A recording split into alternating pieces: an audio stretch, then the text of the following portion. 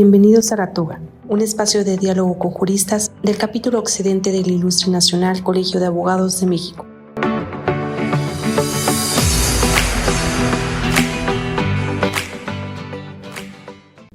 Hoy tenemos el gusto de recibir al magistrado Luis Osuna, magistrado de la Sala Regional de Occidente del Tribunal Federal de Justicia Administrativa y quien es además vocal de la Junta Directiva de nuestro capítulo. Bienvenido, magistrado. Qué gusto estar aquí. Muchísimas gracias por la invitación. Magistrado del Tribunal, Sala.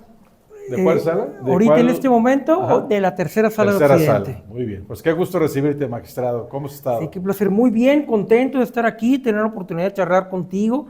Soy fanático del programa La Toba, entonces realmente para mí es un honor estar aquí escuchando, un honor nutriéndome con ustedes. Y ya teníamos muchas ganas de recibirte y bueno, se va a enterar nuestro auditorio que eres todo un personaje, así que va a ser una conversación muy agradable. Nuevamente, gracias. Magistrado. Y te preguntaba antes de iniciar con el programa, parte de tu historia. Eres originario de Ciudad Obregón, de Cajeme, estudiaste tu carrera en Sinaloa, de donde son tus padres, y obtuviste el grado de maestría en la Escuela Libre de Derecho de Sinaloa. Pero un tema muy interesante, que todo esto desde luego tiene un gran valor, pero muy interesante es, estudiaste tu doctorado en Australia. Platícanos, magistrado, de este doctorado y cómo llegaste allá, qué fue el objeto de estudio de tu investigación y parte de esta interesante historia.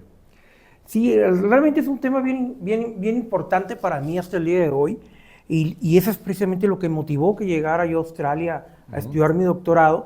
Y este tema, o mi interés en ese tema, nace precisamente en la Universidad de Sonora, en mi época de estudiante de licenciatura, donde yo como estudiante de Derecho encontraba ciertas circunstancias y situaciones que no me gustaban del derecho y sentía que el derecho, aún yo siendo muy joven, en más de un rubro era muy inhumano y frío.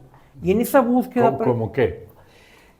Por ejemplo, el sistema en general no pone atención a situaciones extralegales que suceden y la aplicación estricta del derecho prevalece sobre cualquier circunstancia que rodea a los individuos o a las comunidades. No se fija en los daños colaterales. No se fija en los daños colaterales, ni en los positivos ni en los negativos, sino que los excluye para concentrarse en la aplicación de la ley bajo un tema de objetividad, de imparcialidad, etcétera. Entonces, sencillamente excluye estas situaciones, ¿no? Yo veía un sistema muy complicado donde me encontraba con circunstancias sociales importantes que sencillamente no eran tomadas en consideración. Las necesidades de las personas no son tomadas en consideración o las razones particulares por las que una persona se coloca en una situación o conflicto jurídico tampoco era tomado en consideración. En un conflicto hay una tragedia humana. Ni en materia familiar, ni en materia penal, y menos en materia penitenciaria. Entonces era un tema que me tenía muy agobiado, aún siendo un joven estudiante, y precisamente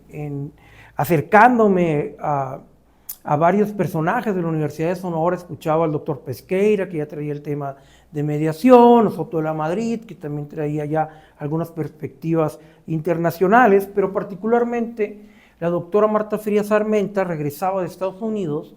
Y cuando yo le comentaba mis inquietudes y las razones inclusive por las cuales ya no quería estudiar Derecho. Vaya, ¿a ese grado llegaba tu conflicto con esa problemática? Absolutamente. Tu reproche, tuve una serie de experiencias siendo estudiante en el bufete jurídico gratuito de la Universidad de Sonora y las prácticas que hacía tanto en penitenciaría como en la entonces Procuraduría General de la República, que el contacto directo con el derecho en acción me causaba mucho conflicto. Yo, por la misma razón, porque sentía que era muy inhumano. Entonces, la doctora, regresando precisamente de Arizona, había tenido como maestro al doctor David Wexler, en ese momento en Arizona, y cuando yo le comento mis inquietudes, ella me dice, necesitas escuchar de esto que están haciendo en Estados Unidos, esta perspectiva del derecho que se llama Therapeutic Jurisprudence. ¿No? Todavía no había una castellanización del concepto, iban haciendo en Estados Unidos. Y pues básicamente lo que hice es ponerme en contacto con el doctor David Wexler, todavía en ese entonces ni siquiera era por correo electrónico, sino a través de cartas. ¿De qué universidad el doctor? Él estaba en ese momento en Arizona. ¿No? Entonces me puse en contacto con él y me empezó a explicar de qué se trataba esto. El concepto de la justicia terapéutica nace a finales de los 80, se forma más duro a principios de los 90, y básicamente entiende a la ley como un agente terapéutico.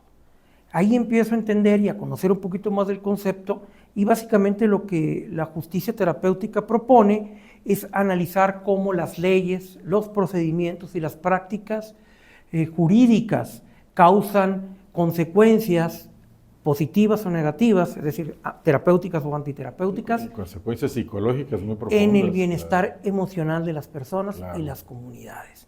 Lo que la justicia terapéutica... Psicológicas y sociales. Es entonces correcto. Lo que busca es ponerlas en el centro en lugar de excluirlas y ver cuáles de ellas pueden ser minimizadas, las negativas, neutralizadas, e inclusive cuando existen positivas, maximizadas. Oye, y esto en el ámbito del derecho de familia y como lo decías en el derecho penal es muy trascendente, ¿no? Absolutamente. El movimiento nace en los 90s, tiene un auge importante, por supuesto, primero en salud mental, las personas que tenían ciertas condiciones y transitaban por los procedimientos jurídicos tradicionales, pues encontraban una simetría. Se requiere salud mental de los juzgadores también. Absolutamente. De hecho, es un tema, Alberto, que la justicia terapéutica trata científicamente.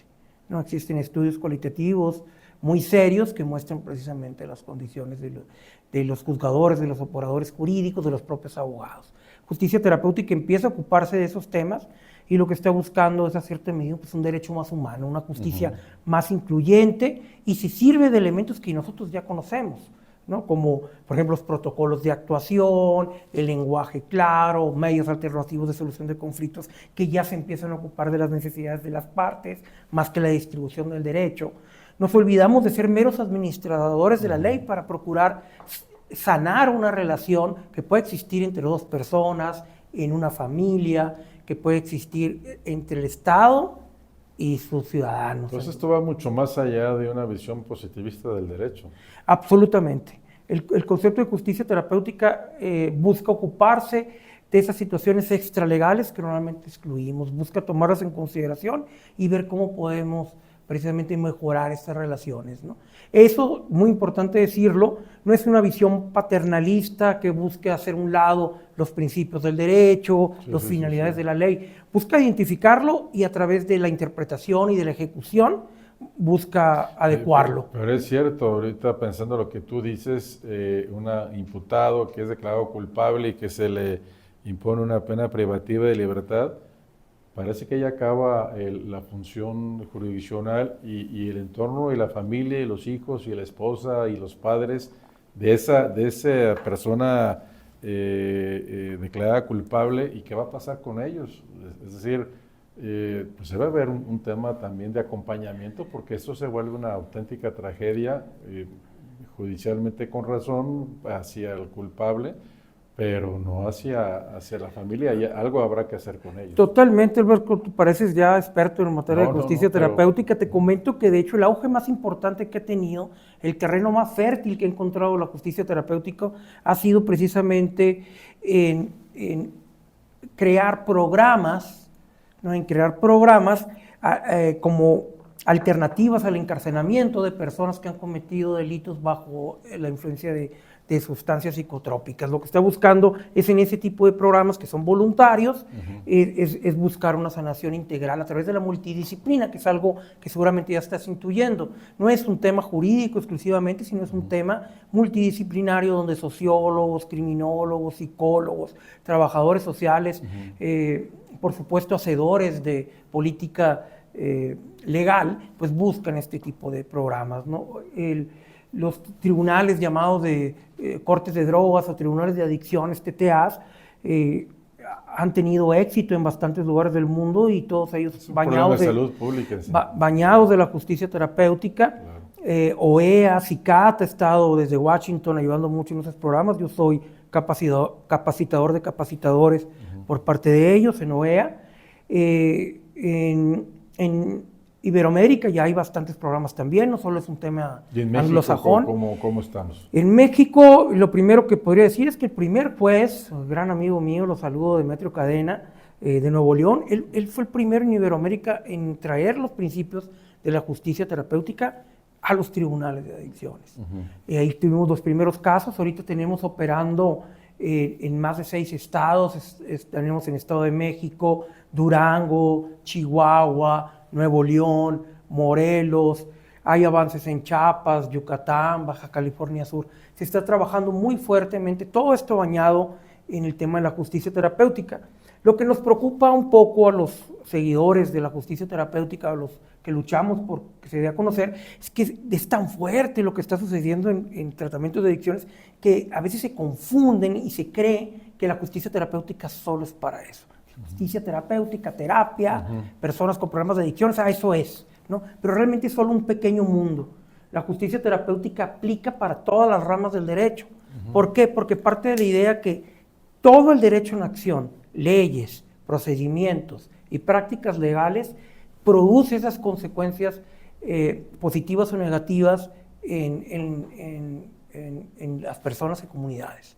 Partiendo de eso, pues todo conflicto legal, toda disputa jurídica causa, el lenguaje que se utiliza de un legislador hacia el ciudadano, lo que sucede en un aula de derecho, lo que sucede en una disputa dentro de un condominio, todas las situaciones están rodeadas de estas emociones. Platicaba precisamente que a mí lo que me extraña es que con el tiempo lo diferente o se vea como novedoso es que volvamos a poner a la persona y a sus emociones en el centro del derecho cuando eso es lo natural. Que siempre debe haber estado. ¿No? De repente es bastante común y entendible, especialmente en el gremio de abogados y de juzgadores, que es que este no es trabajo nuestro, este es trabajo de la psicología.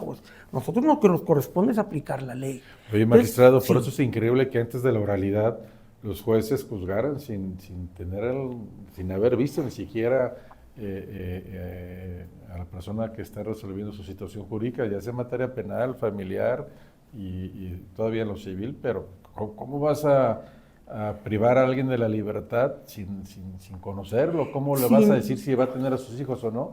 Sin haberlo visto siquiera. Sin escuchar siquiera las razones que provocaron que una persona estuviera en una situación. No, yo comentaba entre los muchos ejemplos, alguien en materia administrativa, alguien puede venir manejando y de repente siente todos los síntomas de un infarto y lo que hace es orillar su carro en donde puede y probablemente podría caer en un sitio prohibido. Y llega el policía vial y le pone una sanción. Legalmente se dan todos los supuestos para que sea sancionado y al policía no le va a interesar que esta persona está teniendo o pudiera haber tenido un ataque al corazón. ¿No? Entonces eso sucede en todas las materias, ¿no? La materia tributaria todavía puede ser bastante dura, que básicamente eso fue lo que hice yo en Australia. Sí. Yo a través de una... Estabas en el Tribunal Federal de Justicia Administrativa como secretario. Es correcto. Y de ahí te vas, tu aventura de manera personal a Australia. Termino mi maestría en la Escuela Libre de Derecho en materia fiscal y administrativa y traía yo, como lo comentaba desde la universidad, pues toda la idea de la justicia terapéutica que nunca abandoné. ¿Y lograste romper ese reproche a lo que veías en la universidad? ¿Encontraste un campo positivo, una esperanza en la justicia? Absolutamente. En realidad cada vez creía o sigo teniendo más convicción en que este es el futuro del derecho. La multidisciplina y el preocuparse por el lado humano de las cosas. Yo tomé esa decisión de renuncio a la Secretaría de Acuerdos en el tribunal, como estaba en Culiacán, y pues me voy a Australia. Como te comentaba, originalmente solo apliqué para la beca, me fui sin beca y me fui a hacer lo que en licenciatura no logré hacer, que era obtener un grado con la justicia terapéutica, ¿no? Me fui recomendado a Australia, precisamente por ser un país muy flexible jurídicamente. ¿A Canberra? ¿O dónde te fuiste? Estuve en Melbourne. Estuve en Melbourne. Es un sistema de common law en Australia, sistema de common law. Entonces era abandonar mi idioma, el sistema jurídico que conocía, mi familia, mis amigos, todos los bienes materiales que tenía, y regresar a tener una mochila en la espalda y caminar por un país donde no entendía nada. ¿Y por qué Australia? Australia tiene un sistema muy flexible, a diferencia de otros países. Ellos son muy innovadores, ellos sí son de prueba y error. Vamos a ver qué sucede. Entonces ellos empezaron con medios alternativos de solución de conflictos en materia fiscal y administrativa muy fuerte. Ellos ya tenían temas de justicia terapéutica avanzados en pequeñas localidades, ya estaban ocupados de eso. Entonces yo me encuentro con una investigación longitudinal que estaban realizando de 10 años, en esa universidad donde habían estudiado un grupo de contribuyentes que habían invertido en un esquema que en ese entonces se decía legal, validado por la Agencia Australiana de Impuestos. Les dijeron, si tú inviertes en vino, si tú inviertes en cine, si tú inviertes en estos esquemas, vas a tener estos beneficios fiscales. Adultos mayores, pensionados, trabajadores sacaron sus ahorros y los invirtieron ahí. Firmas internacionales muy importantes estuvieron avalando ese esquema y así estuvieron transitando como 4 años.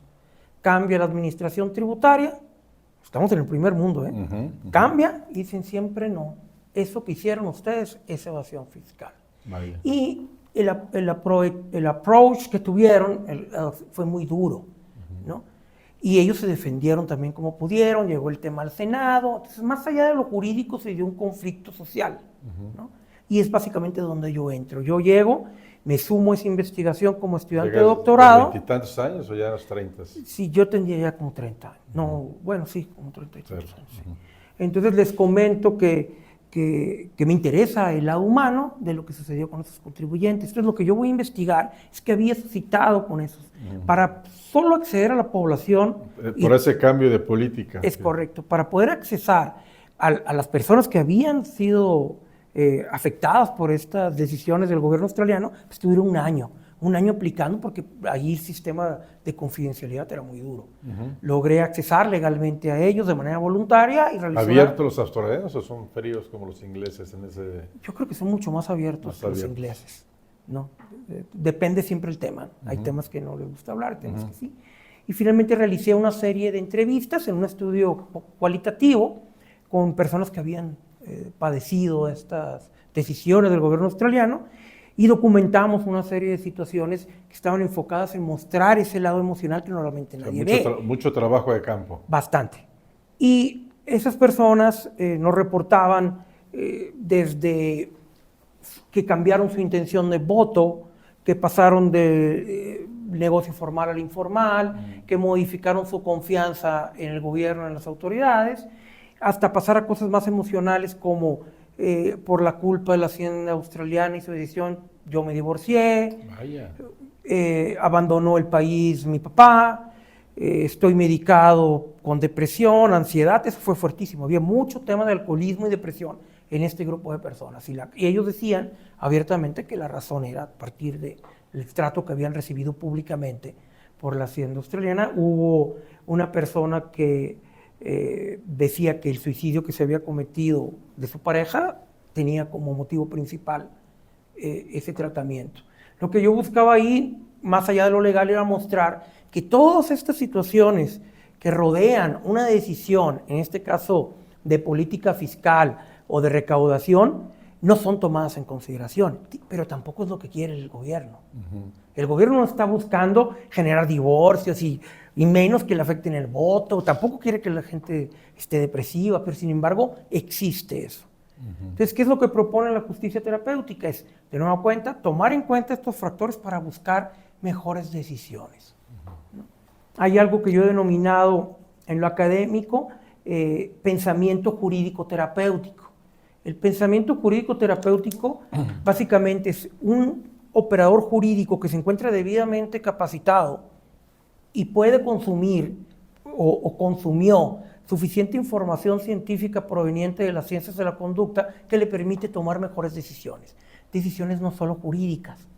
Es decir, antes de que despliegue su interpretación en la ejecución de cualquier cosa que vaya a hacer, sea judicial o administrativa, se va a detener y va a pensar, a ver, cuando yo tome esta decisión, ¿qué va a pasar más allá de que estoy aplicando el procedimiento o la ley? ¿No? Y ahí entonces, en ese qué va a pasar, él va a predecir de alguna manera con esa capacitación integral que tiene, que hay aspectos emocionales que pudiera él minimizar, ¿no? A lo mejor ahorita me estoy yendo a temas más complejos, pero me regreso, si me permites, Alberto, y hablo de temas más sencillos, ¿no? El escuchar a las personas correctamente, escucha activa, poner atención, verlos a los ojos, que haya un reflejo y una manifestación de lo que las partes me están diciendo, la familia me está diciendo, la comunidad me está diciendo, va a tener un efecto en el procedimiento y en mi decisión. Y en la aceptación y en la asimilación de la sentencia. Absolutamente, procedural justice, ¿no? Justicia procedimental. La justicia procedimental, dice Tom Tyler, si las personas son tratadas dentro de los procedimientos judiciales o administrativos con dignidad, voz, validación y neutralidad, van a aceptar la decisión aunque sea y regreso a lo adversa. mismo de la oralidad. Si recibes una sentencia y lo único que viste fue un expediente cosido con hilo y hojas maltratadas que no lo vas a leer todo y donde resolvieron parte importante de tu vida, pues es muy lamentable, ¿no? Es correcto, Alberto. Yo creo que esa es parte, insisto otra vez, para mí la justicia terapéutica no es otra cosa que humanizar precisamente al derecho y a la justicia, darle ese aspecto que a veces nos ha rebasado por las cargas de trabajo, nos ha rebasado por esa formación tan dura, adversarial que tenemos. Lo más importante es ganar. Yo decía, hasta elegir cuando estás con un cliente. Ganar y el juez un árbitro que revisa las reglas, pero solo va a dictaminar quién metió más goles y si los metió de manera correcta, pero la calidad del partido... Como si estuviera en Las Vegas repartiendo cartas. Esto te toca a ti, esto te toca a ti, ¿no? Y frío, ¿no? Ni siquiera es capaz, insisto, de recibir a una de las partes. Y las partes se acercan al juzgador y el juzgador le dice, no, estoy ocupado, no tengo tiempo, no debo. Eso tiene una implicación jurídica, tiene una implicación emocional también. Frustrante. Entonces, claro. Frustrante. Por supuesto. Yo lo he comentado en la práctica que tengo dentro de los tribunales, el solo hecho de escuchar a las personas que se acercan conmigo genera un cambio en ellos, ¿no? Claro. Genera un cambio en ellos usualmente positivo si hago lo correcto. Claro. No, yo te lo puedo decir como postulante. Que te reciba alguien que te escuche con tiempo, que sientas que es empático, aunque no te dé absolutamente ninguna viso hacia dónde va su resolución, pero que te sientes escuchado, sales contento y desde luego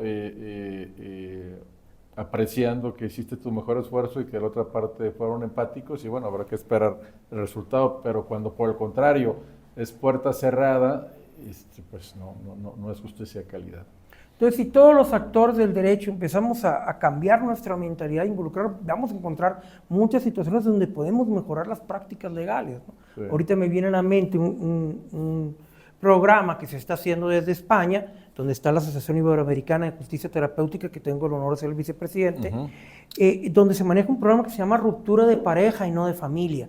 En este programa, con componentes importantísimos en materia de justicia terapéutica, lo que están pretendiendo es precisamente, ya hubo una distancia, ya hay un divorcio, a través de un seguimiento adecuado, sobre todo si hay menores de edad, proteger el interés superior de niños, niñas y adolescentes, buscar las mejores soluciones para que la familia realmente no tenga una ruptura, independientemente de que la pareja sí tenga una separación. Entonces la justicia terapéutica se está ocupando de muchos temas, de víctimas, se está ocupando de aspectos que usualmente eran dejados a un lado, ¿no? El seguimiento en ejecución de sentencias, todo eso es sumamente importante, especialmente en materia penal, en materia familiar. Más allá de la ejecución de sentencia, cuando ya un reo logra su libertad, pues también realmente poderlo reinsertar correctamente en la sociedad, ¿no? Que hay temas tan complicados como las personas que cometen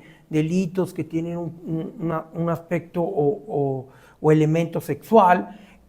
Muchas veces obviamente se busca el castigo fuertísimo y se entiende que se pretende de esa manera, pero se están olvidando que no solo se trata de privarlo de su libertad, sino que tenemos que conocer las razones por las cuales esa persona actuó de determinada manera y tratar de comunitariamente y en conjunto buscar mejores caminos para que esa persona se detenga en hacer este tipo de conductas antisociales. 5 años en Australia. 5 años en Australia. 5 años en el estudio del doctor. ¿Y regresas a México? Regreso directamente a la Ciudad de México, me incorporo a los 2 días, bueno, el primer día hábil, de nuevo al Tribunal Federal de Justicia Administrativa. Me recibieron, muy bien. Sala Metropolitana primero, a los meses me voy a la especializada en justicia en línea, fui y tuve el privilegio de ser secretario de la primera generación, en 2011. Sí. Entonces, en 2011 yo ya tengo la oportunidad de trabajar con el sistema en línea, primer sistema en el mundo, que el juicio era completamente llevado, o es completamente llevado,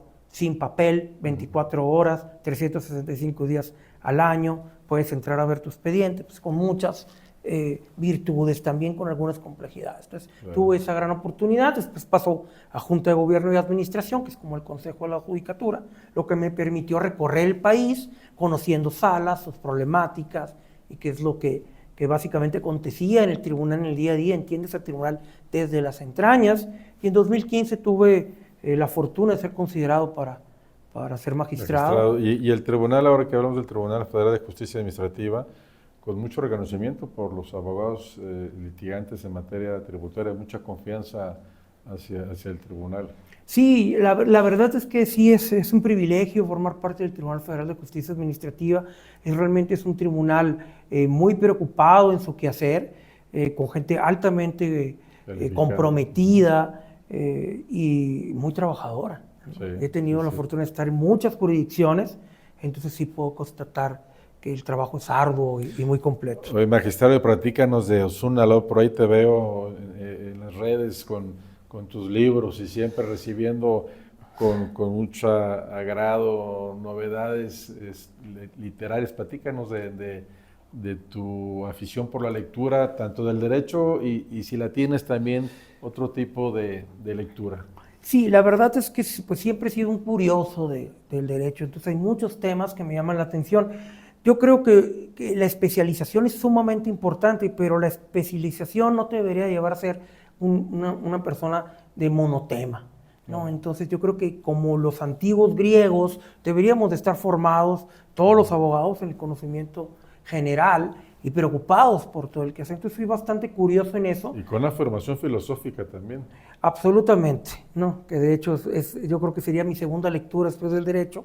Me gusta mucho leer filosofía, pero es muy común que me pregunten qué opino de un libro, qué opino de... Y yo siempre lo que digo es que el solo hecho de leer ya es un mérito. Y si lo que elegiste leer te hace pensar y te hace reflexionar, estamos del otro lado. Así que así sea una lectura infantil, Harry Potter, o sea una nota periodística, o si tú lograste tener esa reflexión, creo que vamos avanzando. Y para mí, en el aspecto legal, lo más importante siempre es repensar el derecho, olvidarnos de esas barreras que nos han formado, que nos han enseñado que son inamovibles. Siempre a la persona y a la sociedad en el centro Totalmente. del derecho y no el conflicto, sino la solución, la reparación, la reconciliación como un fin del derecho, ¿no? Absolutamente. El abogado debe concebirse como sanador. Y eso es básicamente como lo veo. Y eso nos va a llevar a tomar mejores decisiones. No se trata de ganar. A lo mejor la mejor arena para ganar va a ser un juicio que te va a durar 10 años. Sí. Pero si solo estás pensando en ganar ese juicio y no en las necesidades y relaciones de las partes, entonces no estás haciendo bien tu trabajo. Claro. Porque tu trabajo es cuidar a tu cliente en todos los... ¿Sabes qué? Sí, es cierto, sí podemos ganar el juicio. Pero yo recomiendo que a lo mejor aquí en este caso nos enfrentemos a hablar con las partes y a lo mejor podremos llegar a un mejor acuerdo que no nos va a tomar tanto tiempo y que además te va a dar tranquilidad. Porque si no vas a estar medicado en tu casa sin dormir. Ya están los propios... Sí, en 15 años vas a ganar el juicio y quién sabe si... Y hasta los propios procesos, ¿no? Donde hay esta etapa donde podemos llegar a acuerdos probatorios, hechos no controvertidos. Vamos limitándonos a lo que realmente nos genera una diferencia y lo demás estamos de acuerdo. Y esa sería parte de esta actitud distinta, ¿no? En una contienda. Totalmente, y creo que además va avanzando considerablemente bien. Como te comentaba, el término de justicia terapéutica ya está siendo reconocido en la Ley de Ejecución Penal y recientemente en la Ley General de Medios Alternativos de Solución de Controversias. Ya se está fomentando precisamente con una mayor amplitud la importancia de no judicializar todo y sobre todo de ocuparnos de otros aspectos que normalmente el derecho tradicional no ve. No son antagónicos, yo soy alguien que lo subraya todo el tiempo, es un error ver esto como una solución de los problemas de los tribunales, no va por ahí. Yo creo que realmente más bien hay que elegir para cada caso particular qué conviene más, pero no qué conviene más solo por el lado de cómo voy a ganar legalmente el juicio o resolver el conflicto, sino más bien cómo voy yo a satisfacer a las partes, en el mejor de los sentidos. Entonces, 5 años en tu estudio de doctorado en Australia, la línea de investigación, la justicia terapéutica. Así Te ha convertido, no solo te ha hecho un apasionado, sino un especialista en la materia, vicepresidente de la Asociación Iberoamericana de Justicia Terapéutica. ¿Y en qué foros has estado difundiendo esta justicia terapéutica tan importante? Sí, realmente el auge de la justicia terapéutica, que ya está presente en 5 continentes, en más de 40 países, me ha dado la oportunidad, Alberto, de estar en foros muy importantes. Estuve en el Congreso de Salud Mental en la Universidad Humboldt en Berlín, en propia Australia también estuve en un congreso tanto en Melbourne como en Sydney. He estado en Argentina, está en la Ciudad de La Plata, he estado en Colombia, invitado por el Poder Judicial de ese país, en Ecuador, en Perú. Realmente ha sido muy satisfactorio. En España he ido al menos 4 veces a hablar de justicia terapéutica. Muy importante el foro en San Sebastián que se llegó ahí, que siguen permeando en este momento. Todas aquellas conversaciones que tuvimos alrededor de esta nueva perspectiva de entender al derecho de una manera más incluyente y más humana. Pues magistrado Luis Osuna, ha sido, como lo anunciamos al principio, muy, muy grato escucharte, magistrado de la Tercera Sala Regional de Occidente del Tribunal Federal de Justicia Administrativa, vocal de la Junta Directiva del Capítulo Occidente del Ilustre Nacional Colegio de Abogados de México, y ahora me entero también con mucho agrado que eres vicepresidente de la Asociación Iberoamericana de Justicia Terapéutica. Nos quedamos con este tema tan interesante que va a dar para más eventos, magistrado, justicia terapéutica, y te quiero agradecer nuevamente que hayas aceptado estar en la toga y vernos nuevamente en otro programa para seguir conversando. Para mí un verdadero gusto, un honor, Alberto, siempre saludarte, es increíble. Muchas gracias, felicidades a todo el equipo también de la toga. Muchas gracias, magistrado.